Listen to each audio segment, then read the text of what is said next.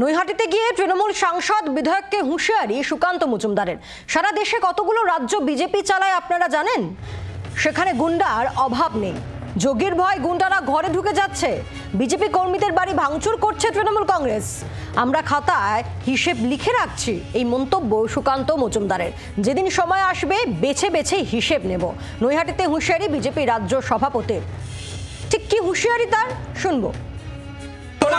ছেড়ে দেব না, আমরা বিজেপির কর্মীদের পাশে যেমন দাঁড়াচ্ছি শেষ দেখে ছাড়বো। আমি শরৎ বাবু এবং এখানকার সাংসদ দুজনকেই কিন্তু পরিষ্কার বলে দিচ্ছি, গুন্ডামি করতে আমাদের সাথে আসবেন না। দেখুন গোটা ভারতবর্ষে কতগুলো স্টেট বিজেপি চালায় আপনারা জানেন, সেখানে কিন্তু গুন্ডার কম অভাব নেই। আমাদের এক মুখ্যমন্ত্রী যোগী আদিত্যনাথের ভয়ে গুন্ডারা জেলে ঢুকে যাচ্ছে, নাই পুলিশের সাথে এনকাউন্টারে মরতে হবে সেই ভয়ে। আমরা পরিষ্কার বলে দিচ্ছি, যে সমস্ত তৃণমূল লোকেরা গুন্ডারা তৃণমূল কংগ্রেসের কথায় বিজেপির বাড়িঘর এখন ভাঙচুর করছেন, আমরা কিন্তু খাতায় লিখে রাখছি। এখন যদি তৃণমূলের হয়ে গুন্ডামি করে বিজেপির কর্মীদের বাড়ি ভাঙচুর করেন, যেদিন সময় আসবে খাতা খুলে নাম বেছে বেছে কিন্তু হিসেব করা। সুকান্ত মজুমদারের বক্তব্য আজকের। আমরা কথা বলবো, বরুণ সেনগুপ্ত রয়েছেন আমাদের সঙ্গে টেলিফোনে প্রতিনিধি। বরুণ, একেবারে অর্জুন সিংকে পাশে নিয়ে প্রকাশ্যে ব্যারাকপুরের তৃণমূলের বিধায়ক এবং সাংসদদের নাম উল্লেখ করে এই হুঁশিয়ারি, কার্যত হুঁশিয়ারি প্রকাশ্যে বিজেপি রাজ্য সভাপতি। একেবারেই কার্যত হুঁশিয়ারি একদম প্রকাশ্যে।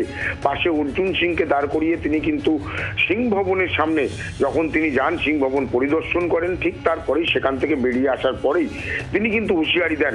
তিনি আজকে 11টা নাগাদ তিনি যখন পৌঁছান গৌরীপুর অঞ্চলে, সেখানে কিন্তু যে তৃণমূল বিজেপি কর্মীদের বাড়ি ভাঙচুর হয়েছিল সেই বিজেপি কর্মীদের বাড়ি তিনি যান এবং তাদের পরিবারের লোকের সঙ্গে কথা বলেন।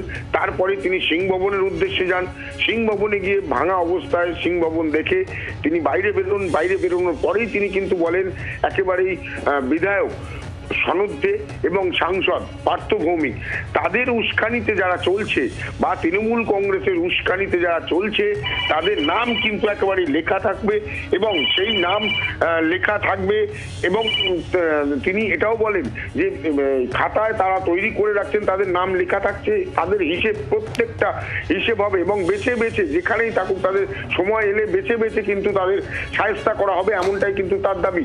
পাশাপাশি তিনি আরো বলেন যে এই যে অঞ্চলে যেভাবে সন্ত্রাস ছড়ানো হচ্ছে, যেভাবে নৈহাটি অঞ্চল উত্তপ্ত করা হচ্ছে, বিভিন্ন সময় মারা হচ্ছে বিজেপি কর্মীদের, তাদের কিন্তু ছাড়া হবে না, এমনটাই কিন্তু সুকান্ত মজুমদারের দাবি।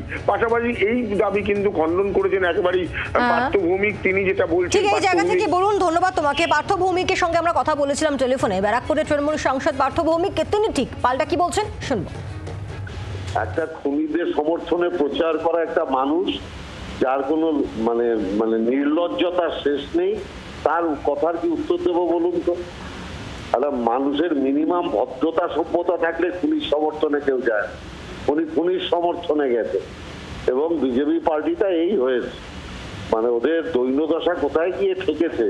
একটা খুনির জন্য এলাকায় যেতে হচ্ছে, যে খুন করলো খুনির শাস্তির দাবি না করে খুনিদের সমর্থনে নৈহাটিতে গেছে। ভালো, যত আসবে যত এই কথা বলবে মমতা ব্যানার্জি 2026-এ আসন সংখ্যা তত বৃদ্ধি পাবে। তৃণমূলের সাংসদ বিধায়ককে উদ্দেশ্য করে একেবারে প্রকাশ্যে সুকান্ত মজুমদারের এই হুঁশিয়ারি, যার পাল্টা তৃণমূলের রাজ্য সাধারণ সম্পাদক কুণাল ঘোষের কি বক্তব্য শুনবো।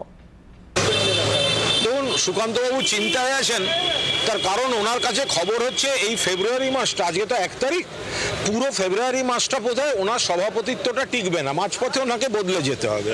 ফলে ওনাদের কে দিলীপবাবু আশা করছেন উনি হবেন, শুভেন্দুবাবু চাইছেন উনি হবেন অথবা ওনার পছন্দের কেউ হবেন, সুকান্তবাবু চাইছেন মান সম্মান রেখে চেয়ারটা যেন থেকে যায়, আরও নতুন অনেকে আশা করছেন, ওদের সুবক্তা শ্রমিক ভট্টাচার্য চাইছেন তিনিও সভাপতি হতে। ফলে দিল্লির কাছে নম্বর বাড়াতে কে কত উগ্র তৃণমূলের বিরুদ্ধে কত বলা যায় তার প্রতিযোগিতা চলছে। এগুলোর কোনো গুরুত্ব দেবেন না, এগুলো সব ওনাদের নিজেদের ঘরের ব্যাপার। বাংলার আওয়াজ, বাঙালির আবেগ, জি 24 ঘন্টা।